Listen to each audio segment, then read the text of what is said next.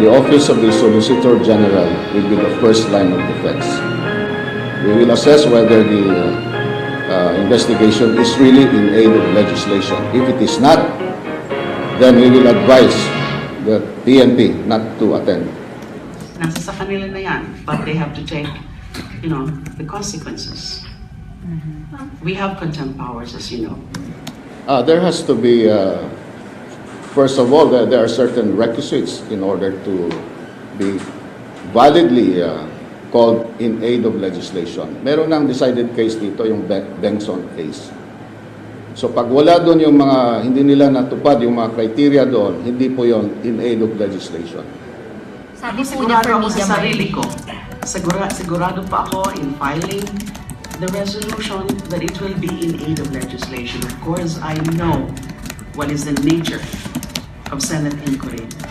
I've read the rules. It's in the Constitution. It's in the rules. It is a Senate inquiry in aid of legislation. Hindi po in aid of legislation ito. Kung, number one, marami ng batas dito sa alleged legislative initiative nila. Actually, marami na po tayong batas dito eh. We don't have to reinvent the wheel anymore. Napakalawak, very broad po ang authority ng Senate or any of its committees to conduct an inquiry in aid of legislation. And in fact, I reviewed again the rules. Ay talagang malawak because it's about an inquiry that can be a re-examination of existing laws, an inquiry that is in connection with a proposed legislation, in other words, nandyan na yung proposed bill, or even an inquiry in aid of formulating a future legislation. So ganun ka broad, and time and again, the Supreme Court has upheld the powers of the Senate or any of its committees to conduct an inquiry. Now, what's the real motive here? Is it to embarrass the president? Is it to derail the momentum against the drug trafficking in this country? I'm not an obstructionist. Ang nakikita lang kasi nila, like this issue. Siyempre, alam nila na I'm against death penalty, and then definitely I'm against extrajudicial and summary killings. Pero hindi naman ibig sabihin kukontra na ako sa lahat na magiging hakbang, sa lahat na plano ng kasalukuyang administrasyon. Marami rin naman na mga susuportahan ko. You want examples? FOI. FOI, and then of course the creation of that super body to investigate media killings. Although meron na po yan during the time of President Aquino, yung AO35 Interagency Committee, and it's good that this administration is also forming its own super body on that. And then yung mga anti-red tape,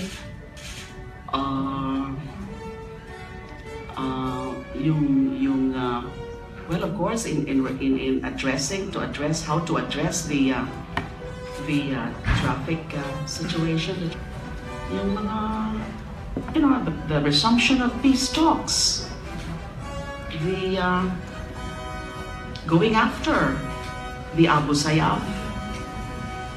Marami naman po tayong sinusuportahan.